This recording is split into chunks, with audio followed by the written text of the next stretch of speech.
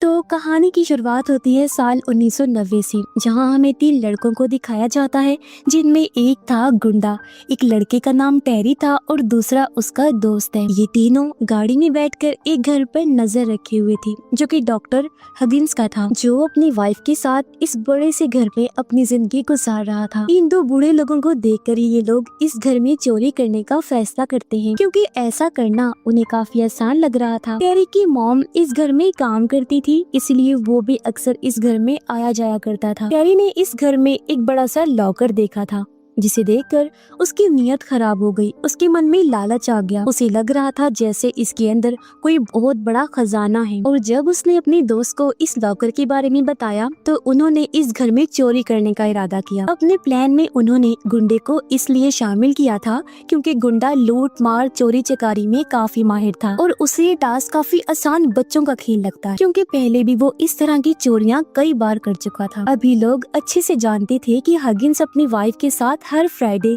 Dinner के लिए बाहर जाता है। आज भी फ्राइडे ही था, इसलिए तीनों इन दोनों के बाहर जाने का इंतजार करते हैं और इस बीच घर में चोरी करने का भी प्लान बनाते हैं कि कैसे कैसे क्या क्या करना है। जिस कार में बैठकर ये तीनों घर पर नजर रखे हुए थे, वो भी इनकी अपनी नहीं थी, बल्कि ये तो टेरी के दोस्त की एक फीमेल फ्रेंड की थी, जिसका नाम मैरी था। उसे काम पर जाना था, इसलिए वो आकर अपनी कार उन लोगों से वापस मांगी। पर जैसे ही मैरी आई, हगिंस और उसकी वाइफ वहाँ से चले जाते हैं। मैरी उन लोगों के इरादे अच्छी तरह जान चुकी थी, इसीलिए वो अपने दोस्त को ऐसा करने से मना करती है, लेकिन उसके दोस्त का लालच बहुत ज्यादा बढ़ गया था, इसीलिए वो उसके बात इग्नोर करके अपने दोस्तों के साथ घर में घुस जाता है। उसका दोस्त कार की चाबी मैरी को नहीं देता, बल्कि अपने साथ घर के अंदर ले जाता है, इसीलिए मैरी बाहर ही खड़ी रहती। उसने चाबी अपने पास इसलिए रखी थी ताकि वो बाहर खड़ी होकर उनका इंतजार करे। उधर वो तीनों घर में घुसते ही महंगा महंगा सामान समेटने लगते हैं। तलाशी लेते वक्त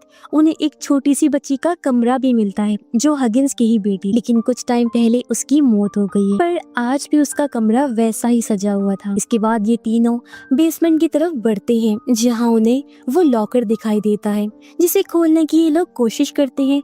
बहुत कोशिशों के बाद भी ये लॉकर नहीं खोल पाते, क्योंकि उस पर कोड लगा हुआ था। बाहर मैरी चिल्लाने लगती है, क्योंकि उन लोगों को काफी देर हो चुकी थी और अब हगिंस के आने का भी टाइम हो रहा था, इसलिए ये लोग काफी ज्यादा घबराने लगते हैं। अब इनके पास टाइम नहीं था, इसीलिए गुंडा उनसे कहता है कि हमें उन लोगों के आने का वेट करना चाहिए, ताकि हम लोग उनसे ही कोड पूछकर लॉकर खोल सके। उसका ये प्लान दोनों को काफी पसंद आता है और वो मान जाते हैं। इसके बाद मैरी का दोस्त बाहर मैरी के पास जाता है और उसे अपनी बातों में लेकर घर के अंदर ले आता है, ताकि कोई भी मसला ना खड़ा हो जाए। अब वो लोग बातें कर ही रहे थे कि तभी हगिंस और उसकी वाइफ भी आ जाते हैं। उनके घर में आते ही तीनों उन पर हमला कर देते हैं। मैरी भी उस वक्त घर में ही थी, इसीलिए हगिंस और उसकी वाइफ उसे भी उनका साथी ही समझ रहे थे। इन सब में हगिंस की वाइफ को चोट लग जाती है, लेकिन ये लोग उस पर ज्यादा ध्यान नहीं देते, पर मैरी जल्दी से उसकी पट्टी करती है। जिस बीच हगिंस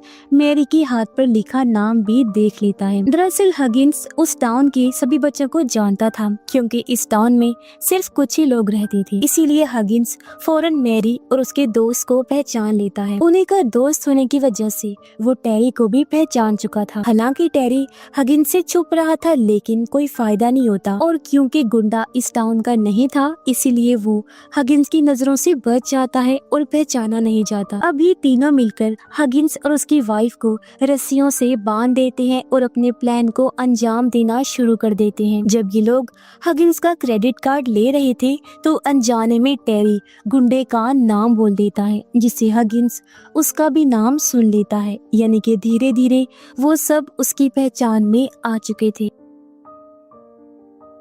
सामान चुराने के बाद अब ये तीनों हगिंस से उस लॉकर का कोड पूछने आते हैं, लेकिन हगिंस कहता है कि हमारे घर में तो कोई लॉकर नहीं है। हगिंस का झूठ सामने लाने के लिए ये लोग उसे बेसमेंट में लॉकर के सामने ही बिठा देते हैं और दोबारा कोड पूछते हैं। कोड बताने की बजाय हगिंस इन्हें घर जाने का मशवरा देता है, लेकिन मैरी का दोस्त उसकी बात नहीं मानता, क्योंकि सब कुछ उसके प्लान के मुताबिक ही हो रहा था और वो हगिंस के साथ मारपीट करता है, पर वो अपना मुंह नहीं खोलता। ये देखकर गुंडा और ज्यादा सख्ती से पेश आने के लिए कहता है, लेकिन मैरी के लिए ये सब बहुत दर्द भरा था, इसीलिए वो यहाँ से जाने लगती है। ये देखकर गुंडा उसके पीछे जाता है क्योंकि मैरी का बाहर निकलना उन सब के लिए खतरनाक हो सकता था। गुंडा जब मैरी के पास जाकर देखता है तो पता चलता है कि मैरी असल में पुलिस को कॉल करने के लिए बाहर जा रही थी। ये जानकर गुंडे को बहुत गुस्सा आया। वो मैरी को पकड़ लेता है लेकिन उसे मारता नहीं, सिर्फ वार्निंग देकर छोड़ देता है। मैरी की चीखने चिल्लाने की आवाज बेसमेंट तक सुनाई देती है, इसीलिए हगिंस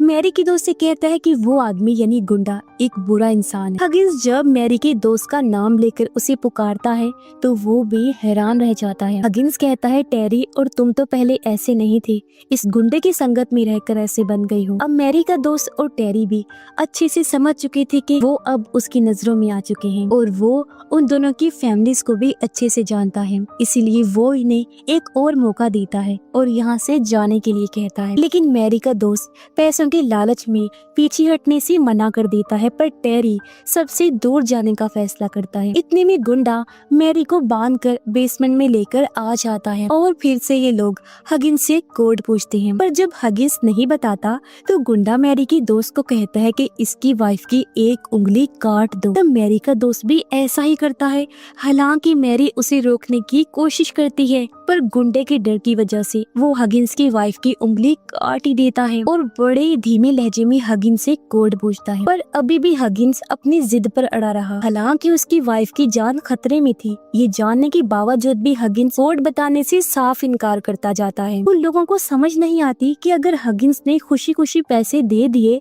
तो फिर ये लॉकर का कोड क्यों नहीं बता रहा, इसमें ऐसा क्या खजाना छुपा है। मैरी का दोस्त भी यही राज जानना चाहता था, इसलिए इस बार गुंडे की बात ना सुनकर अपनी चलाता है और गुंडे पर अटैक कर देता है, जिसके बाद दोनों में काफी खतरनाक लड़ाई होने लगती है। लेकिन टेरी इनमें से किसी का भी साथ नहीं देता। लड़ाई में गुंडा मैरी के दोस्त को चाकू मार देता है, जिससे वो जख्मी होकर नीचे गिर पड़ा और खुद गुंडा इस पूरे मामले को हैंडल करता है। गुंडा एक खतरनाक इंसान था, इस बात का अंदाजा तो पहले ही हगिंस को हो चुका था, तो अपनी जान बचाने के लिए फौरन उसे कोड बता ही देता है। लेकिन ये कोड गलत था, जिसकी वजह से गुंडा बहुत गुस्से में आ जाता है और उसकी वाइफ को मारने के लिए आगे बढ़ता है। ये देखकर मैरी पीछे से गुंडे के सर पर हथौड़ा मार देती है, जिससे वो बहुत जख्मी हो गया और खून बहने की वजह से वहीं उसकी मौत हो जाती है। अब भी मैरी के दोस्त की सांसें चल रही थी, इसीलिए वो हगिंस से उसका इलाज करने को कहती है, जिसके बाद ये लोग उसे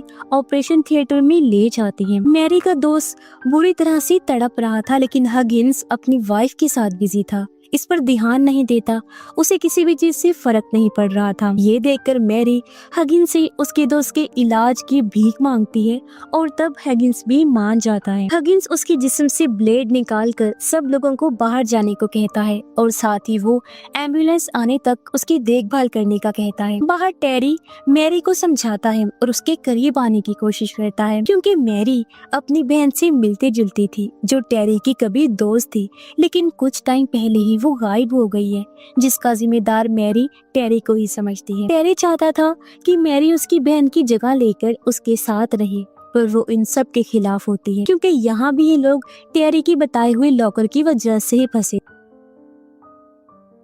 अब मैरी जब अपने दोस्त को देखने जाती है तो हगिंस उसे अंदर आने से मना कर देता है, पर मैरी जब जबरदस्ती अंदर जाकर देखती है तो उसका दोस्त बेसुध पड़ा था। हगिंस कहता है इसे दवाइयों का नशा है, इसीलिए ये ऐसा लग रहा है, लेकिन मैरी को कुछ ठीक नहीं लगता। मैरी एम्बुलेंस बुलाने के लिए कहती है। हगिंस जब एम्बुलेंस को कॉल करने जाता है दोबारा, तो मैरी अपने दोस्त को चेक करती है और पता चलता है कि उसकी तो मौत हो चुकी है, उसकी पल्स भी रुक गई। मैरी को लगता है कि हगिंस ने ही उसकी जान ली है। उधर हगिंस कॉल करता है, लेकिन तभी हम देखते हैं कि फोन की तारें तो कटी हुई हैं, यानी कि हगिंस ये सब ड्रामा कर रहा था। मैरी जब बाहर आकर देखती है तो हगिंस की वाइफ टेरी को इंजेक्शन दे रही थी ताकि उसके पैर की चोट ठीक हो सके। मैरी अब समझ चुकी थी कि वो इस घर में पूरी तरह फंस चुकी है और जब ये बाहर निकलने की कोशिश करती है तो सारे दरवाजे बंद होते हैं। तभी उसकी वाइफ मैरी के पास आकर उसके साथ बुरा बर्ताव करती है और थप्पड़ मारकर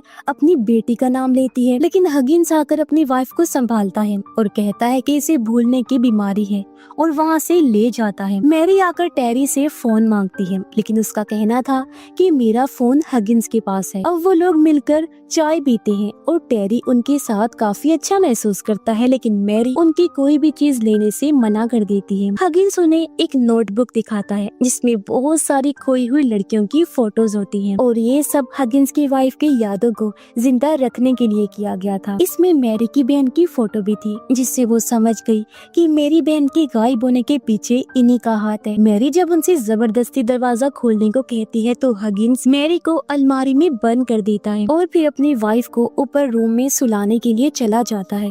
लेकिन उसकी वाइफ मैरी को सजा देने का फैसला करती है जिसके लिए हगिंस भी मान जाता है। उधर हगिंस की वाइफ के दिए हुए इंजेक्शन की वजह से टेरी की दोनों पैर सुन्न हो जाते हैं, पर वो अभी भी कुछ समझ नहीं पाता। टेरी को मैरी पर नजर रखने के लिए छोड़ा गया था, लेकिन वो उसे अपनी बातों में उलझाकर अलमारी से निकालने में कामयाब हो जाती है और यहाँ से भागने का प्लान बनाती है। साथ ही टेरी को भी यहाँ से निकालने का वादा करती है। चारों तरफ से दरवाजे बंद करने के बाद हगिंस और उसकी वाइफ मैरी को सजा देने के लिए एक गैस छोड़ते हैं जिससे मैरी की तबीयत खराब होने लगती है। मैरी जैसे तैसे हगिंस की वाइफ का मास्क छीनकर खुद लगा लेती है, लेकिन इस बीच हगिंस की वाइफ उसे एक इंजेक्शन लगा देती है, जिस दौरान हगिंस टेरी को वहाँ से ले जाता है। मैरी हगिंस की वाइफ को एक रूम में अपने साथ बंद कर लेती है, लेकिन अपनी वाइफ को बचाने के चक्कर में हगिंस की एक उंगली कट जाती है, लेकिन फिर भी हगिंस मैरी का मास्क उतार लेता है। मैरी हगिंस से उसकी वाइफ के बदले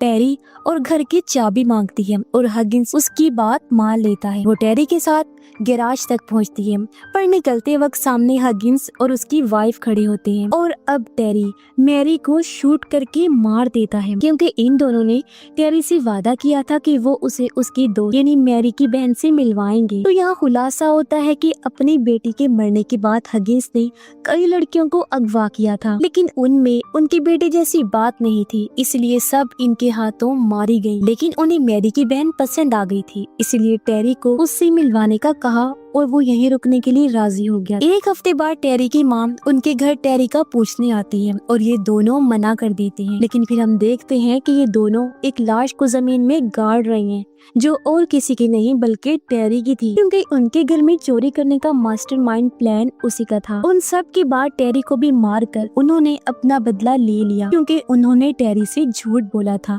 सच तो ये था कि बाकी लड़कियों के बाद उन्होंने मैरी की बहन को भी मार डाला था, क्योंकि उन दोनों का दिमागी तवाज़ुन ठीक नहीं था और इतने सारे लोगों को मारकर उन्हें खून करने की आदत हो गई थी। और इसी सैड एंडिंग के साथ ही इस फिल्म की कहानी यहीं पर खत्म हो जाती है।